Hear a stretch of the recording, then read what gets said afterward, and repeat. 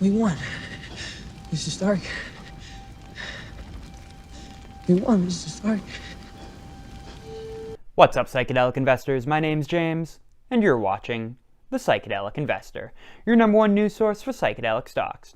Today it is my great pleasure to bring to you guys the results of the highly anticipated study looking at the effectiveness of treating depression using psilocybin, as compared to treating it with SSRIs, currently the main method of treating depression. So this study, which was undertaken by the Imperial College of London, had its results released on April 14th, so probably yesterday by the time most of you guys see this episode.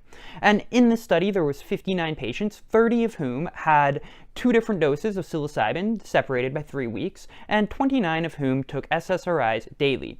So guys, the results of this study are going to have massive implications throughout the psychedelic investing world, and more importantly, for the treatment of mental health care maladies.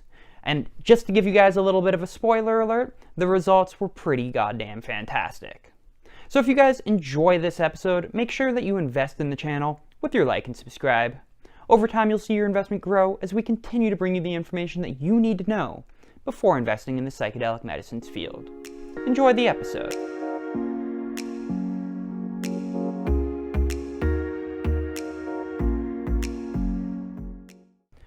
To start this episode off, I'm going to read you the conclusion of the study. It says, "This trial did not show a significant difference in antidepressant effects between psilocybin and escitalopram in a selected group of patients." And by the way, escitalopram is just an SSRI. Secondary outcomes generally favored psilocybin over escitalopram, but the analyses of these outcomes lacked correction for multiple comparisons. Larger and longer trials are required to compare psilocybin with established antidepressants. So, before you all go and panic sell all of your shroom stocks, I implore you to stay with this video for at least 1 more minute. And that is because the conclusion here can be highly misleading for what the study actually found.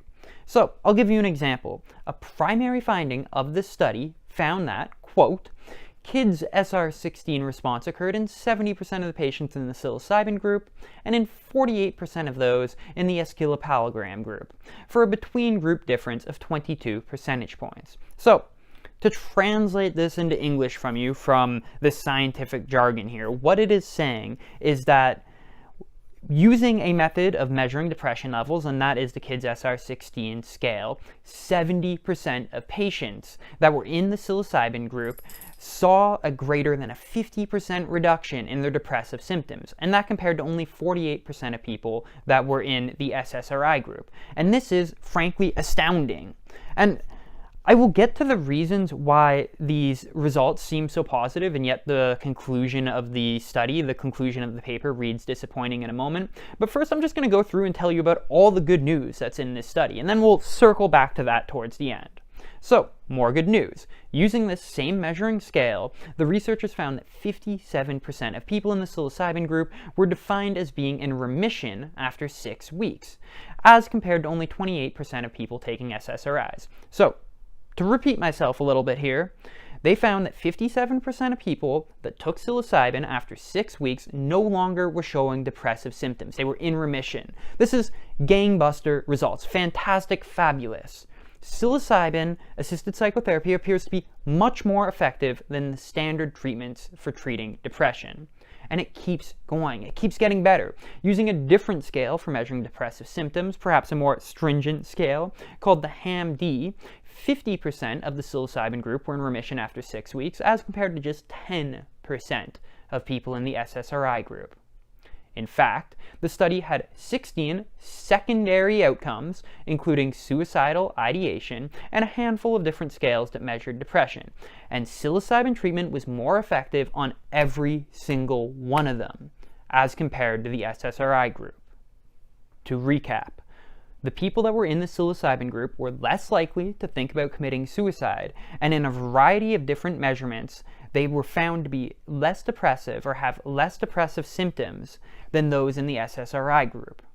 So with such amazing results, or such apparently amazing results, why does this conclusion say This trial does not show a significant difference in antidepressant effects between psilocybin and escitalopram for a selected group of patients. Well, first you have to understand that this statement is talking about solely the primary research objective, which is purely by how much depression declined using the Quids SR16 test. Every other measurement, such as using different measurement methods and decreases in suicide ideation and percentage of patients in remission, were secondary research objectives. And again, every single secondary research objective favored psilocybin heavily. So even though psilocybin appears to have crushed it in those categories, that was just not the principal purpose of this study. Now, I already hear you guys saying, "No, hold on, James, you just said like 2 minutes ago that psilocybin was more effective using the Quids SR16 measuring system." And you guys are right. And thank you for listening to me so closely. And if I may say, if I may be so bold, you have a very sexy voice. Not to be too forward or anything. Now, using the Quids test, those in the psilocybin group saw an 8-point drop, plus or minus 1 point in their depressive symptoms, and those in the SSRI group, by comparison, saw a 6-point drop, plus or minus 1 point. Now, you're probably still saying, so again, why is there still no significant difference? Those in the psilocybin group saw a bigger drop than those in the SSRI group. And that just comes down to a mathematical formula that aims to tell us the likelihood that a relationship between two or more variables was not caused by random chance. And one of the important inputs into that formula is, ding ding ding, sample size. Since this was such a small sample, again, only 60 people, or 59 people rather, 30 in one group and 29 in another group, since this was such a small sample group, we really just can't be too certain that these results were due to anything other than dumb luck. For example, if you and I were to each flip a coin 30 times, I may get more heads than you get, but that would just be due to dumb luck. And because the sample here is so small, we can't discount the idea that the results that we're seeing, at least when it comes to the decrease in depressive symptoms as measured by the Quids SR16 scale, are due just to chance.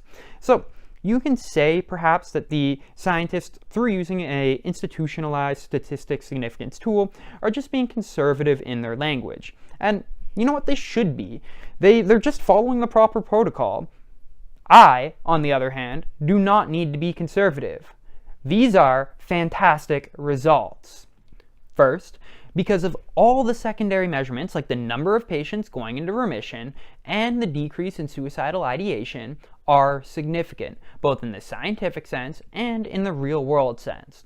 Second, because even in the main outcome measurement of this study, the results are very positive, even if they are not statistically significant. So what does this all mean?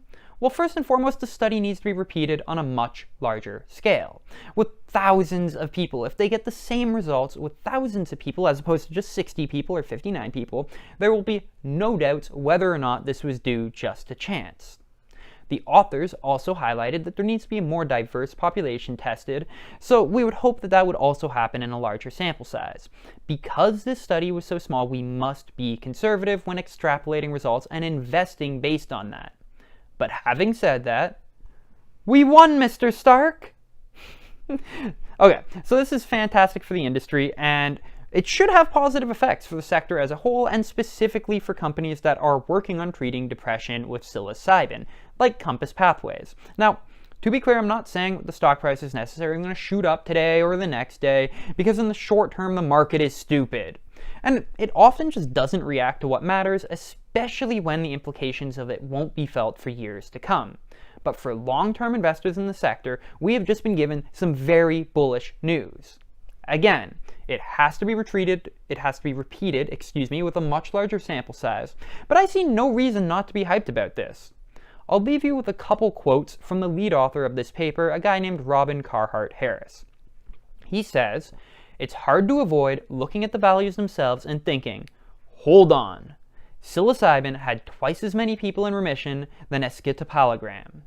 To hear that there is a new treatment that is being developed that on average achieves at least 70% response is reason to be optimistic about the future of depression treatment and beyond." And Robin, I could not have said it better myself. That's it for today, guys. I hope you enjoyed this episode. If you did, please like and subscribe. It really helps this channel grow. It really helps with the algorithm, and it will ensure that you keep seeing this content. So that's all for today. This is James from the Psychedelic Investor, signing out. I'll see you next time. I love you all.